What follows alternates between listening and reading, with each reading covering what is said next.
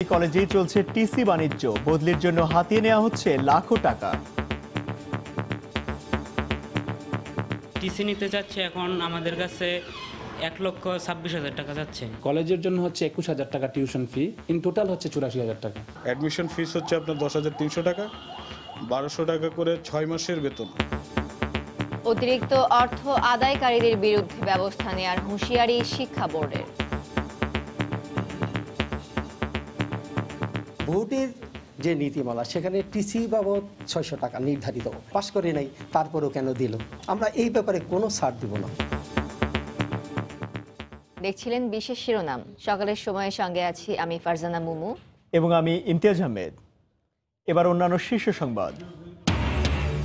সরকার ও কমিশনে অনাস্থা থেকে ডিএনসিসি উপনির্বাচনে অংশগ্রহণ নয় বলছে বিএনপি। দু একদিনের মধ্যেই প্রার্থী চূড়ান্ত করবে আওয়ামী লীগ। জাতির উদ্দেশ্যে আজ ভাষণ দেবেন প্রধানমন্ত্রী শেখ হাসিনা। সন্ধ্যা 7:30টায় সরাসরি সম্প্রচার হবে। 15 থেকে 17 ফেব্রুয়ারি এক পর্বে ইজতেমা জানালেন ধর্ম প্রতিমন্ত্রী। তাবলিগ জামাতের দুপক্ষের ইচ্ছায় হচ্ছে জাতীয় পর্যায়ে, জানালেন সমন্বয়ক।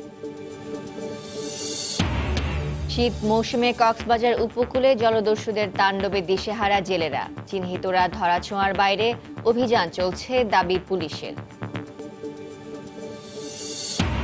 এবং গোখাদ্যের অস্বাভাবিক দামে বিপাকে রংপুর দিনাজপুরের খামারিরা। ব্যবসা ধরে রাখতে না পেরে অনেকেই বিক্রি করে দিচ্ছেন গরু।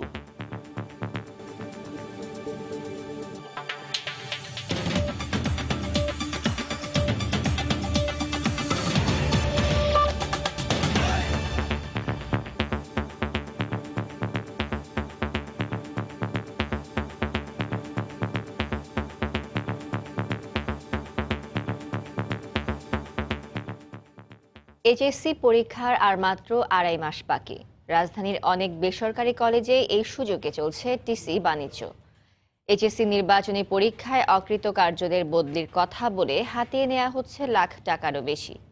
শিক্ষা বোর্ড বলছে টিসি নেয়ার নির্ধারিত ফি 600 টাকা ও কলেজের সর্বোচ্চ 6 মাসের বেতনের বাইরে অতিরিক্ত অর্থ আদায়কারীদের বিরুদ্ধে ব্যবস্থা নেওয়া হবে।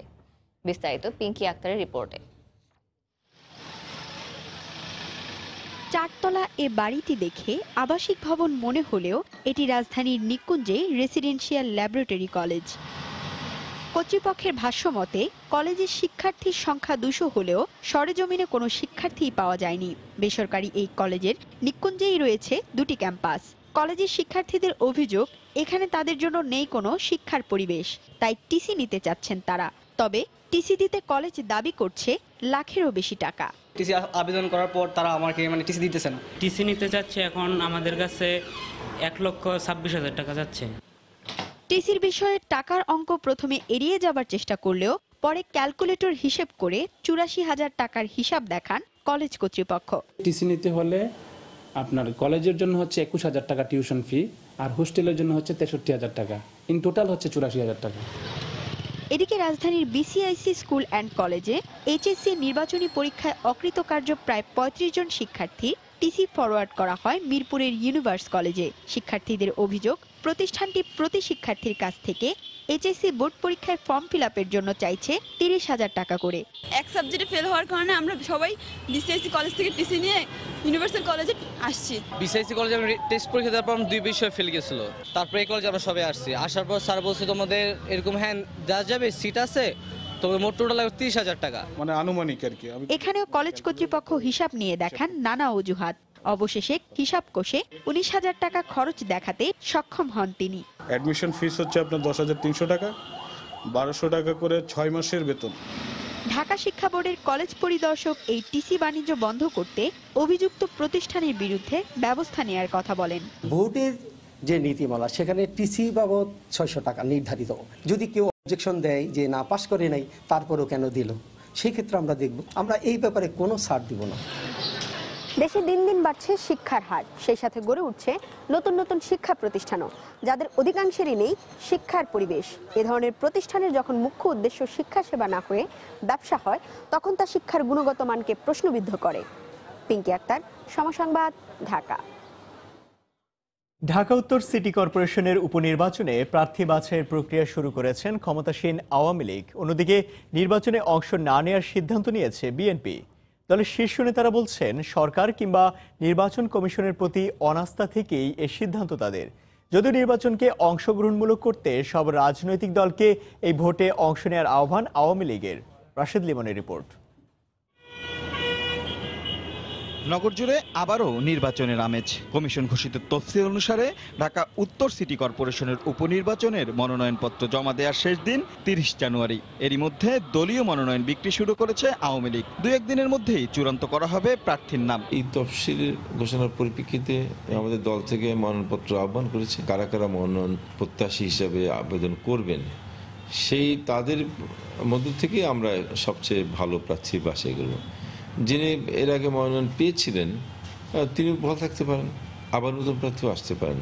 অন্যদিকে জাতীয় নির্বাচনের অভিজ্ঞতা থেকেই এই নির্বাচনে নিজেদের অংশ না নেয়ার কথা জানিয়েছেন বিএনপির শীর্ষ নেতারা। এই ধরনের নির্বাচনকে বৈধতা দিতে কোনো লাভ নাই। সংসদে বৈধতা নিয়ে প্রশ্ন হচ্ছে, নির্বাচন কমিশনের বৈধতা নিয়ে প্রশ্ন হচ্ছে। তো এদের সাথে এদেরকে নিয়ে কোনো নির্বাচনে যাওয়া তো দেশের মানুষের সাথে বিরোধিতা করা হবে। বিএনপি বলছে পরিবেশ পরিস্থিতি অনুকূলে না থাকায় আপাতত তাদের ভাবনায় এখন আবারও জাতীয় নির্বাচন, আর নির্বাচনকে প্রাণবন্ত করতে সব দলকে অংশগ্রহণের আহ্বান আওয়ামী লীগের। বর্তমানে যে নির্বাচনটা হয়েছে জাতীয় নির্বাচন, এটাকে বাতিল করে আপনাকে নির্বাচন দিতে হবে। জনগণের এখানে নিরপেক্ষ সরকারের অধীনে নির্বাচন হতে হবে। নির্বাচনের পরিবেশ আসার পরে তারপরে নির্বাচনের প্রক্রিয়াতে যাওয়ার প্রশ্নগুলো উঠে আসবে, তাই না? স্থানীয় সরকারকে শক্তিশালী করার জন্য স্থানীয় নির্বাচনটা জরুরি। তো সেই বিবেচনায় আমাদের যেহেতু নির্বাচন কমিশন তফসিল ঘোষণা করেছেন, সেই হিসাবে প্রত্যেকটি নির্বাচনেই সব রাজনৈতিক দলগুলোর অংশ নেওয়া উচিত। সেই হিসেবে আমাদের সকলের প্রতি আহ্বান থাকবে। আগামী 28 ফেব্রুয়ারি উত্তর সিটি কর্পোরেশনের উপনির্বাচনের ভোট গ্রহণ। রাশেদ লিমন, সময় সংবাদ, ঢাকা। আজ জাতির উদ্দেশ্যে ভাষণ দেবেন প্রধানমন্ত্রী শেখ হাসিনা। সন্ধ্যা 7:30টায় এই ভাষণ সম্প্রচার করা হবে। প্রধানমন্ত্রীর কার্যালয় সূত্রে জানা গেছে, টানা তৃতীয় মেয়াদে সরকার গঠন করার পর একাদশ জাতীয় সংসদের অধিবেশন শুরুর আগেই জাতির উদ্দেশ্যে ভাষণ দেবেন প্রধানমন্ত্রী। এর আগে টানা তৃতীয়বার ও সব মিলে চতুর্থবার প্রধানমন্ত্রী হিসেবে গেল 7 জানুয়ারি শপথ নেন শেখ হাসিনা, আর 3 জানুয়ারি শপথ গ্রহণ করেন জাতীয় সংসদের নবনির্বাচিত সংসদ সদস্যরা। আগামী 30 জানুয়ারি নতুন সংসদের প্রথম অধিবেশন অনুষ্ঠিত হবে। বেগম খালেদা জিয়াকে আদালতে বসানো নিয়ে বিতর্কে পিছিয়ে গেছে গ্যাটকো দুর্নীতি মামলার অভিযোগ গঠনের শুনানি। অন্য আসামিদের থেকে আলাদাভাবে বিএনপি নেত্রীর বসার ব্যবস্থা করায় এই জটিলতা তৈরি হয়। পরে আদালত 7 ফেব্রুয়ারি পর্যন্ত মামলার কার্যক্রম মুলতবি করেন। এ সময় বিচারক বলেন 6 মাসের মধ্যে মামলা নিষ্পত্তি করতে উচ্চ আদালতের আদেশ মানতে বাধ্য তিনি। দীর্ঘদিন পর 4 দেয়ালের বাইরে বেগম জিয়া গ্যাটকো দুর্নীতি মামলায় রাজধানীর বকশীবাজারে অস্থায়ী আদালতে হাজির করা হলো বৃহস্পতিবার। সবশেষ 6 অক্টোবর চিকিৎসার জন্য বিএসএমএমতে নেওয়া হয়েছিল। আদালতে আনা হলেও বেগম জিয়াকে কোথায় বসানো হবে এ নিয়ে বিতর্কের কারণে অভিযোগ গঠনের শুনানি অনুষ্ঠিত হয়নি। এ নিয়ে বাকবিতণ্ডাও হয় দুপক্ষের আইনজীবীদের মধ্যে। দুদকের আইনজীবী বলছেন, যথাযথ স্থানে বেগম জিয়ার বসার ব্যবস্থা করা হয়। বিচার কাজ বিলম্বিত করতে অহেতুক বিতর্ক তৈরি করেছে আসামিপক্ষের আইনজীবীরা। তিনি যে জায়গায় বসেন প্রতিনিয়ত আদালতে, তিনি আদালতেই বসছেন। এখন অন্যান্য আসামি যারা আছে, আজকে কয়েকজন আসামি একটু দূরে দূরে তারা বসেছে আর কি, এটাকেই তারা আইসোলেশন হিসাবে দেখছে। মাননীয় আদালত যখনই 6 মাসের মধ্যে তাদেরকে স্মরণ করিয়ে দেন যে দেখেন এই মামলা নিষ্পত্তির বয়স 6 মাস, আপনাদেরকে এই মধ্যে সময় নেন আপনারা, তখনই তারা বলেন এটা ম্যান্ডেটরি না, এটা আরবিট্রারি না, এটা মানতে বাধ্য না। বিএনপি চেয়ারপারসনের আইনজীবীদের দাবি, বসানোর জন্য যে স্থান নির্ধারণ করা হয়েছিল তা অপমানজনক। আদালতের যেই একদম কর্নার অন্ধকার জায়গায় যেখানে বেগম খালেদা জিয়াকে বসানো হয়েছে, সেখান থেকে তিনি যেমন বিজ্ঞ বিচারককে দেখতে পারেন না, বিজ্ঞ বিচারকও তাকে দেখতে পারেন না। 6 মাসের মধ্যে বিচার কার্য শেষ করতে না পারলে কি হবে সেই কথা ওই আদেশে বলা নাই। আর যদি এইরকম কিছু বলা না থাকে তখন এইটা আর ম্যান্ডেটরি প্রভিশন থাকে না।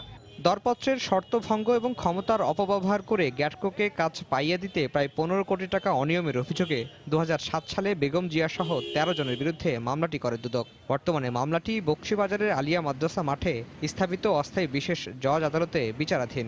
তবে বেগম জিয়ার বিরুদ্ধে নাইকো দুর্নীতি মামলার বিচার চলছে পুরাতন কারাগারে স্থাপিত বিশেষ জজ আদালতে।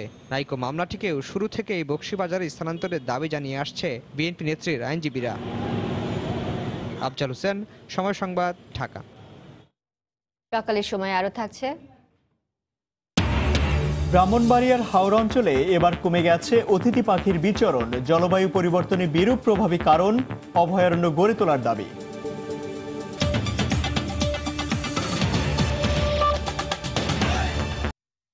কুমিল্লার 14 গ্রামের গোলপাশা এলাকায় একটি ইট ভাটায় কয়লার ট্রাক উল্টে 13 শ্রমিক নিহত হয়েছেন। এই বিষয়ে বিস্তারিত জানতে সরাসরি টেলিফোনে কথা বলছি সহকর্মী বাহার রায়হানের সঙ্গে। বাহার, আপনার কাছে সবশেষ কি খবর আছে? আসলে এখন পর্যন্ত আমরা যতটুকু জানতে পেরেছি 13 জন মারা গেছে। আসলে দুর্ঘটনা কিভাবে হলো বা আনুমানিক কয়টার দিকে দুর্ঘটনাটা ঘটেছে? মোমো, আপনি যেমনটা বলেছিলেন তার পরিপ্রেক্ষিতে বলছি, সকাল 7টার দিকে কুমিল্লার 14 গ্রাম উপজেলার গোলপাশা ইউনিয়নের একটি ইট ভাটায় শ্রমিকরা কয়লা নামাচ্ছিল। তখন ওই কয়লার ট্রাকটি উল্টেই তার চাপার তলে প্রায় 15 জন শ্রমিক চাপা পড়ে। এতে ঘটনাস্থলে 12 জন শ্রমিক নিহত হয়, একজন শ্রমিক হাসপাতাল নেওয়ার পথে মারা যায়, আর 2 জন শ্রমিক হাসপাতালে চিকিৎসাধীন। এই খবরটি আমাকে নিশ্চিত করেছেন 14 গ্রাম থানার ভারপ্রাপ্ত কর্মকর্তা মাসুদ। এখন পর্যন্ত আমরা এই পর্যন্ত তথ্য পাচ্ছি, ঘটনাস্থলে যাচ্ছি, গিয়ে সম্পূর্ণ তথ্য দিচ্ছি। মুমু, আচ্ছা, এই ব্যাপারে কি ওখানকার বা আপনি যারা ওখানে আছে জনগণ বা যারা দেখেছে ঘটনাটি, এই বিষয়ে তারা কেউ কিছু বলেছে বা তারা কি কোনো ইনফরমেশন জানেন বা তথ্য জানেন, বা পুলিশের সঙ্গে কি এই ব্যাপারে কোনো কথা হয়েছে আপনার কাছে, আপনার সাথে? আমি ওইখানে লোকালি খবরটা পেয়ে পুলিশের সাথে নিশ্চিত করি তারপর খবরটা বলছি। এছাড়া ওসি যেটা জানিয়েছেন, সকালে এরা শ্রমিকরা ইটভাটায় কাজ করতেছিল, তারপর কয়লা নামাচ্ছিল ইটভাটার জন্য, ওই কয়লার ট্রাক তাদের উপর পড়ে যায়, চাপাতে ঘটনাস্থলে 12 জন শ্রমিক মারা যায়। তারপর বাদ বাকিদেরকে উদ্ধার করে হাসপাতাল নেওয়া হয়েছে। ঘটনাস্থলে পুলিশ আছেন, ফায়ার সার্ভিস আছেন। বাহার রায়হান, আপনাকে অসংখ্য ধন্যবাদ আমাদেরকে তথ্যগুলো দেওয়ার জন্য। দর্শক, আমরা এতক্ষণ গোলপাশা এলাকা থেকে, কুমিল্লার 14 গ্রামের গোলপাশা এলাকা থেকে আমাদের সহকর্মী বাহার রায়হান সরাসরি ফোনে আমাদের সাথে যোগ দিয়েছিলেন। তিনি জানাচ্ছিলেন সেখানে কয়লার যে ট্রাক উল্টে 13 শ্রমিক নিহত হয়েছেন, তারই সবশেষ খবর। বেশ কিছুদিন ধরে দফায় দফায় আলোচনার পর আগামী 15 থেকে 17 ফেব্রুয়ারি বিশ্ব ইজতেমা অনুষ্ঠিত হবে বলে জানিয়েছেন ধর্ম প্রতিমন্ত্রী শেখ মোহাম্মদ আব্দুল্লাহ। গতকাল তাবলিগ জামায়াতের দুপক্ষের বিরোধ নিরসনের মাধ্যমে টঙ্গী ময়দানে বিশ্ব ইজতেমার ঘোষণা দেয়া হয়। 2-1 দিনের মধ্যে সার্বিক কর্মপন্থা নির্ধারিত হবে বলে জানিয়েছেন তাবলিগ জামায়াতের মুরব্বীরা। তাবলিগ জামাতকে ঘিরে বিভক্তি দীর্ঘদিনের হলেও এবারের ইজতেমাকে ঘিরে বিরোধ সহিংসতায় রূপ নেয়। গত 1 ডিসেম্বর টঙ্গীর তুরাগ তীরে ইজতেমা ময়দান ও এর আশেপাশে সংঘর্ষে জড়িয়ে পড়েন মাওলানা মোহাম্মদ সাদ কান্দলভি ও মাওলানা জুবায়েরের অনুসারীরা। এ নিয়ে সম্প্রতি কয়েক দফা বৈঠকের পর বুধবার দুপক্ষের সঙ্গে প্রায় 2.5 ঘন্টা বৈঠক শেষে স্বরাষ্ট্রমন্ত্রী ও ধর্ম প্রতিমন্ত্রী জানান, তাবলিগ জামাতের বিবাদমান দুপক্ষ মতৈক্যে পৌঁছেছে। আগামী মাসে টঙ্গী ময়দানে ইজতেমা অনুষ্ঠিত হবে বলেও জানান তারা। বৃহস্পতিবার বিকেলে সচিবালয়ে দুপক্ষের সঙ্গে বৈঠক শেষে ধর্ম প্রতিমন্ত্রী জানান, আগামী 15 থেকে 17 ফেব্রুয়ারি একই পর্বে অনুষ্ঠিত হবে এবারের ইজতেমা। ফেব্রুয়ারির 15, 16, 17 তারিখে টঙ্গীর ময়দানে, যেখানে অন্যান্য বছরের ন্যায় বিশ্ব ইজতেমাটা সুন্দরভাবে প্রতিপালিত হবে। আমরা বিশ্ববাসীর কাছে আবেদন করব, আপনারা জেনে খুশি হবেন বাংলাদেশের তাবলিগ জামাত নিয়ে এখন আর আমাদের মধ্যে কোনো দ্বিধাদ্বন্দ্ব নাই। এই আয়োজনে নিরাপত্তা নিশ্চিত করতে সরকারের পক্ষ থেকে সব ধরনের ব্যবস্থা নেওয়া হবে বলেও জানান প্রতিমন্ত্রী। শান্তিপূর্ণভাবে, সুশৃঙ্খলভাবে আইন শৃঙ্খলা বাহিনীর সকলকে নিয়োজিত রেখে আমাদের ইজতেমাটা অতীতের মতো সুন্দরভাবে করার একটা প্রয়াস নিচ্ছি। এদিকে দেশের স্বার্থে দুপক্ষ এক হয়েছে জানিয়ে মাওলানা সাদ কান্দলভির অনুসারী মাওলানা রেজা আরিফ বলেন, ইজতেমা সুষ্ঠুভাবে আয়োজনের জন্য এখন কর্মপন্থা নির্ধারণ করা হবে। এটা ফয়সালা হয়েছে যে কোনো রকম সমস্যা যদি উদ্ভব হয় এই পক্ষ থেকে সৈয়দ ওয়াসিফ ইসলাম সাহেব এবং ওই পক্ষ থেকে মৌলানা জুবাইর সাহেব দুপক্ষ মিলে নিজেরা সমাধান করার চেষ্টা করবেন। যদি তাতেও না হয় সরকারের সাহায্য নেবেন। একসাথে ইজতেমা করতে গেলে যে প্রবলেমসগুলো আসবে সামনে, সেগুলো নিয়ে আলোচনা হয়েছে, কিন্তু সেগুলো কি করে বাস্তবায়ন করা হবে এই ব্যাপারে দুপক্ষ বসেই কথা বলবেন, দুপক্ষ বসেই ফয়সালা করবেন। শুক্রবারেই তাবলিগ জামাতের দুপক্ষের মধ্যে আলোচনার মাধ্যমে ইজতেমা আয়োজনের সব প্রস্তুতি নেওয়া হবে বলেও জানান তিনি। যা করতে হয় সব করার জন্য সবাই। রাশেদ লিমন। রাজবাড়ীতে ট্রেনে কাটা পড়ে নবম শ্রেণীর এক শিক্ষার্থী নিহত হয়েছেন, আহত হয়েছেন আরও 2 ছাত্র। গতকাল রাত 8:30টার দিকে কালুখালী উপজেলার রতনদিয়া এলাকায় এ দুর্ঘটনা ঘটে। পুলিশ জানায় কানে হেডফোন লাগিয়ে রেল লাইনের উপর বসে গান শুনছিল সাকিব, হাসিব ও অন্তু। এ সময় রাজশাহী থেকে ছেড়ে আসা টুঙ্গিপাড়া এক্সপ্রেস ট্রেনটির নিচে কাটা পড়ে ঘটনাস্থলেই সাকিব নিহত হন। আহত 2 জনকে উদ্ধার করে গুরুতর অবস্থায় ফরিদপুর মেডিকেল কলেজ হাসপাতালে ভর্তি করা হয়েছে। কক্সবাজার উপকূলে বেপরোয়া হয়ে উঠেছে জলদস্যুরা। জলদস্যু বাহিনীর কিছু সদস্য আত্মসমর্পণ করলেও চিহ্নিত জলদস্যুরা এখনও ধরাছোঁয়ার বাইরে। তবে জেলা পুলিশের দাবি, জলদস্যুদের বিরুদ্ধে অভিযান চলছে। সুজাউদ্দিন রুবেলের তথ্য ও মোহাম্মদ ফরাজের ছবি নিয়ে রিপোর্ট। বঙ্গোপসাগরের ট্রলারে মাছ শিকার করে জীবিকা নির্বাহ করে কক্সবাজারের জেলেরা। কিন্তু বঙ্গোপসাগর এখন জেলেদের জন্য আতঙ্ক। তাই সাগরে মাছ শিকারে না গিয়ে কক্সবাজারের বাঁশখালী নদীর মোহনায় নোঙর করা ট্রলারে বসে সময় কাটাচ্ছেন তারা। জেলেদের অভিযোগ, শীত মৌসুমে বঙ্গোপসাগরের কক্সবাজার উপকূলে বেপরোয়া হয়ে উঠেছে জলদস্যুরা। প্রতিদিনই জলদস্যুরা তাদের মারধর করে জাল ও মাছ লুট করে নিয়ে যাচ্ছে। সেই সাথে অনেক জেলেকে অপহরণ করেও মুক্তিপণ আদায় করছে।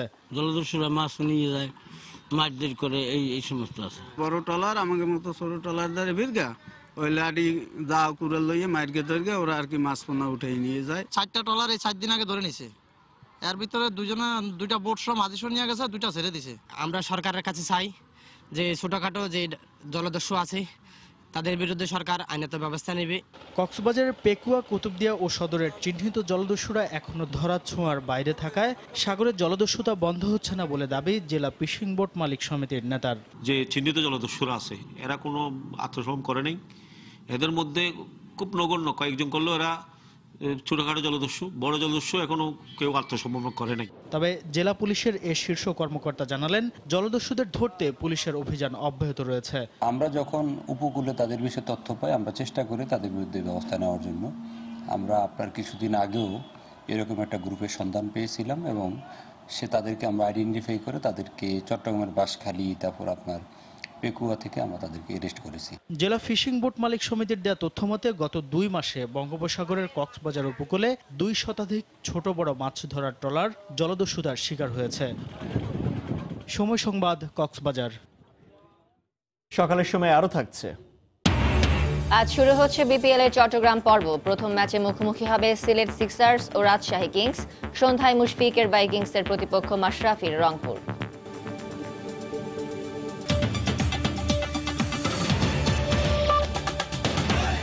শীতের শুরুতে ব্রাহ্মণবাড়িয়া, নাসিরনগর, হাওড় অঞ্চল অতিথি পাখিদের বিচরণে মুখর হয়ে থাকলেও এবছর পাখিদের উপস্থিতি অনেকাংশেই কমেছে।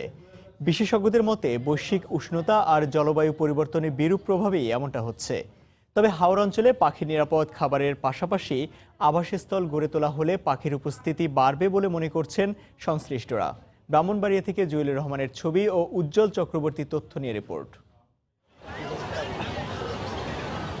বর্ষাকালে একরাশ জলরাশি আর শুষ্ক মৌসুমে শুকিয়ে যাওয়া খালবিলে চিকচিকে অল্প স্বল্প পানি। দিগন্ত জুড়ে শাপলা মেদির হাওরের এমনই প্রাকৃতিক দৃশ্য। প্রতি বছরই দেশীয় পাখিদের পাশাপাশি অতিথি পাখিদের কলতানে মুখরিত হয়ে ওঠে পুরো হাওর এলাকা। কিন্তু গত 2 বছরের ব্যবধানে হাওরে এবার অতিথি পাখিদের উপস্থিতি অনেকটাই কমেছে। তবে শীতের তীব্রতা বাড়লে অতিথি পাখি আসবে বলে আশা করছেন হাওর পাড়ের বাসিন্দারা। পাখি আসে, পানি কারু আসে, এবারে বালি আসে। এই পাখি আমাদের দেশে আসলে আমাদেরও পরিবেশ সুন্দর লাগে। মানে শীতের কম মানে আর মানে বালি আসগুলো কম। আর আপনি যখন শীতের বেশি আয় তখন আপনি বিভিন্ন ধরনের পাখি হয়। বিশ্লেষকরা বলছেন প্রতি বছরে হাওর অঞ্চলে পানকুড়ি, দেশীয় বক, টিয়ে, ফিঙে, বালিলেঞ্জা আর বালিহাঁসের মতো দেশীয় প্রজাতির পাখিদের পাশাপাশি বিভিন্ন প্রজাতির অতিথি পাখিও দেখা যেত। তবে এবছর অতিথি পাখিদের উপস্থিতি অনেকটাই কম। বিশ্লেষকরা বলছেন বৈশ্বিক উষ্ণতা আর জলবায়ু পরিবর্তনের পাশাপাশি পাখির অপ্রতুল খাদ্য আর নিরাপদ আবাসস্থল সংকটের কারণে এমনটি হতে পারে। বৈশ্বিক উষ্ণতার কারণে এবং জলবায়ুর পরিবর্তনের কারণে পাখি আসাটা অনেকটা কমে গেছে। আশ্রয়স্থলগুলি আস্তে আস্তে নষ্ট হয়ে যাচ্ছে এবং পাখি তো সাধারণত প্রাকৃতিক খাবার খায়, শামুক, ঝিনুক, কীটপতঙ্গ, এগুলিও বিলুপ্তি প্রায়। রাসায়নিক ওষুধ জমিতে ব্যবহারের কারণে পাখির খাবারগুলো উৎপন্ন হয় না। জেলা বন বিভাগ জানায় পাখি সুরক্ষার জন্য তাদের কোনো কার্যক্রম নেই। তবে জেলা প্রশাসন এ ব্যাপারে উদ্যোগ গ্রহণ করলে বন বিভাগের পক্ষ থেকে সহযোগিতা করা হবে। জলাভূমির যেসব বাগান সৃজন করার মতন সুযোগ আছে, যদি জেলা প্রশাসনের তরফ থেকে এই ধরনের কোনো ব্যবস্থা নেওয়া হয়, বন বিভাগের তরফ থেকে কারিগরি সহায়তা দেওয়া যেতে পারে। পাখি বাংলাপিডিয়ার তথ্য মতে বাংলাদেশে মোট ৬০০ প্রজাতির পাখি রয়েছে। এর মধ্যে ২০০ প্রজাতির অতিথি পাখি বিভিন্ন দেশ থেকে প্রতি বছর এসে থাকে। সময় সংবাদ, ব্রাহ্মণ। গোখাদ্যের দাম অস্বাভাবিকভাবে বেড়ে যাওয়ায় গরুর খামার ধরে রাখতে পারছেন না রংপুর, দিনাজপুর অঞ্চলের খামারিরা। এক মাসে 50 কেজির এক বস্তা ভুসি ৩০০ টাকা পর্যন্ত বেড়ে যাওয়ায় অনেকেই গরু বিক্রি করতে বাধ্য হচ্ছেন। তারিকুল ইসলামের ক্যামেরায় রতন সরকারের রিপোর্ট। এক যুগ ধরে দুধের লিটার 30 টাকায় স্থির, কিন্তু ওষুধ, ভিটামিন সহ আনুষঙ্গিক সবকিছুরই দাম বেড়েছে। এতদিন পানির দামে দুধ বেঁচে আসলেও এবার ভুসির দাম লাফিয়ে বাড়ায় মাথার ওপর যেন বাজ পড়েছে। দুধের গাভী কসাইখানায় দেওয়ার আত্মঘাতী কাজ করেছেন অনেক খামারি। বৈদেশিক বাজারে যখন গমের দাম বাড়বে, আমাদের দেশে গরুর খাদ্যের গমের ভুসির দাম বাড়িয়ে যাবে। শীতকালে আটাটা চলতেছে কম, যার কারণে ভুসির উপর চাপ, এই জন্য ভুসির দামটা বেশি। বৃহত্তর রংপুর, দিনাজপুরের 8টি জেলায় প্রায় 70 লাখ গরু নিয়ে নিবন্ধিত খামার 8,443টি। নিবন্ধনের বাইরেও আছে অনেক শিক্ষিত, অনেক তরুণ যুবক খামার করে এখন হতাশাগ্রস্ত। খাবারের দাম এই এক মাসের মধ্যে যেই বাড়া বাড়ছে আর আমাদের দুধের দাম অনেক কম, সেইভাবে আমাদের গরু পালা সম্ভব হচ্ছে না। আমার খামারে দেখা যায় 35টা গাভী আছে, গত 2 মাসে আমি 4টা গাভী বিক্রি করি, খাদ্যওয়ালা টাকা দিচ্ছি। গরুর হিট আসে না, একটা ট্যাবলেট আছিল 6টায় একটা প্যাকেট, ওটার গায়ে দেখি এমআরপি লেখা 40 টাকা, কিন্তু আমরা কিনতে গেলে নেয় 200 টাকা। খামারিদের এই বিপর্যয়ের খবর জানেন প্রাণী সম্পদ কর্মকর্তা, সমাধানে দিচ্ছেন সবুজ ঘাস চাষের পরামর্শ। সবুজ ঘাস আমরা সরকারিভাবে বিনামূল্যে আমরা খামারি দেশে সরবরাহ করতেছি। কাঁচা ঘাস যদি গাভীকে খাওয়ায় বা গরুকে, তাহলে স্বাভাবিকভাবেই খাদ্যের যে দানাদার খাদ্যের উপর নির্ভরশীলতা সেটা কমে আসবে এবং এক্ষেত্রে তারা অনেক লাভবান হবে। সংকটের স্থায়ী সমাধান হতে পারে সবুজ ঘাসের কর্মসূচি, কিন্তু ভুসির দামের বর্তমান সংকটে এই সবুজ ঘাস প্রকল্পের পরামর্শকে অনেকটাই উপহাস হিসেবে দেখছেন বিপাকে পড়া খামারিরা। রতন সরকার, সময় সংবাদ, রংপুর। নামে আন্তর্জাতিক হলেও ঢাকা আন্তর্জাতিক বাণিজ্য মেলায় পণ্যের মান ও পরিবেশ নিয়ে প্রশ্ন রয়েই গেছে। সরজমিনে দেখা যায় বিদেশে অনেক স্টলেই বিক্রি হচ্ছে নিম্নমানের পণ্য। দেশীয় পণ্য বিদেশিদের কাছে তুলে ধরতে সেমিনার, সিম্পোজিয়ামের দাবি জানান উদ্যোক্তারা। আগামীতে স্থায়ী অবকাঠামো নির্মাণ করা হলেও সমস্যার সমাধান হবে বলে জানায় মেলা কর্তৃপক্ষ। মামুন আব্দুলের রিপোর্ট। প্রথম দেখাতেই ভাবতে পারেন এটি গুলিস্তান কিংবা নিউ মার্কেটের কোনো ফুটপাতের দোকান।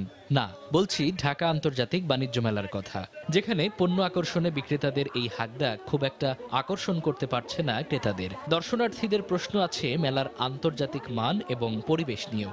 যেটা আমরা ফুটপাতে লক্ষ্য করি, রাস্তার পাশে যে বেছে নেন 10 টাকা, বেছে নেন 100 টাকা, বেছে নেন 200 টাকা, এরকম একটা অ্যাডভার্টাইজমেন্ট কিন্তু ভিতরে আমি পাচ্ছি, যেটা হওয়া উচিত না। একটা জেনারেল কাস্টমার আসলে দোকানে এই চিল্লাচিল্লির কারণে, এখানে তো ভালো জায়গা না, এখানে কি কেনাকাটা করব, এখানে পরিবেশিত নাই।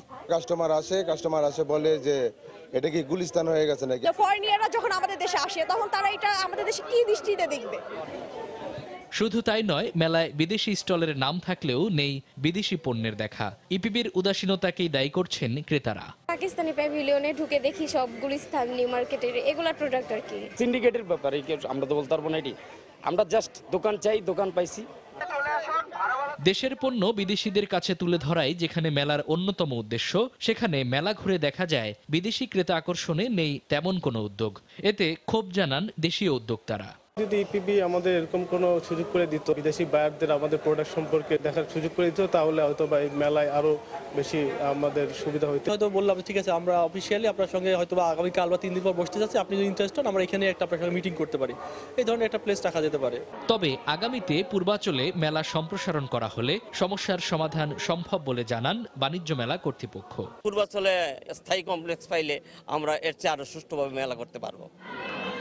গেল বছর বাণিজ্য মেলা থেকে রপ্তানি আদেশ এসেছিল লক্ষ্যমাত্রার চেয়েও কম। মামুন আব্দুল্লাহ, সময় সংবাদ, ঢাকা। সকালের সময়ের শীর্ষ সংবাদগুলো জানিয়ে দিচ্ছি আরেকবার। কুমিল্লার 14 গ্রামের গোলপাশা এলাকায় কয়লার ট্রাক উল্টে 14 জন নিহত, সবাই ইট ভাটার শ্রমিক। এইচএসসি পরীক্ষার সামনে রেখে রাজধানীর অনেক বেসরকারি কলেজেই চলছে টিসি বাণিজ্য। হাতিয়ে নেওয়া হচ্ছে লাখো টাকা, ব্যবস্থা নেয়ার হুঁশিয়ারি শিক্ষা বোর্ডের। সরকার ও কমিশনে অনাস্থা থেকে ডিএনসিসি উপনির্বাচনে অংশগ্রহণ নয় বলছে বিএনপি। 2-1 দিনের মধ্যেই প্রার্থী চূড়ান্ত করবে আওয়ামী লীগ। 15 থেকে 17 ফেব্রুয়ারি এক পর্বে ইজতেমা, জানালেন ধর্ম প্রতিমন্ত্রী। তাবলিগ জামাতের দুপক্ষের ইচ্ছে হচ্ছে জাতীয় পর্যায়ে, জানালেন সমন্বয়ক। এবং শীত মৌসুমে কক্সবাজার উপকূলে জলদস্যুদের তাণ্ডবে দিশেহারা জেলেরা, চিহ্নিতরা ধরা ছোঁয়ার বাইরে, অভিযান চলছে দাবি পুলিশের। এই ছিল সকালের সময়। আপনার মোবাইলে সময় সংবাদ দেখতে ও সকল খবর পেতে ডাউনলোড করুন সময় অ্যাপ। সঙ্গে থাকুন সময়।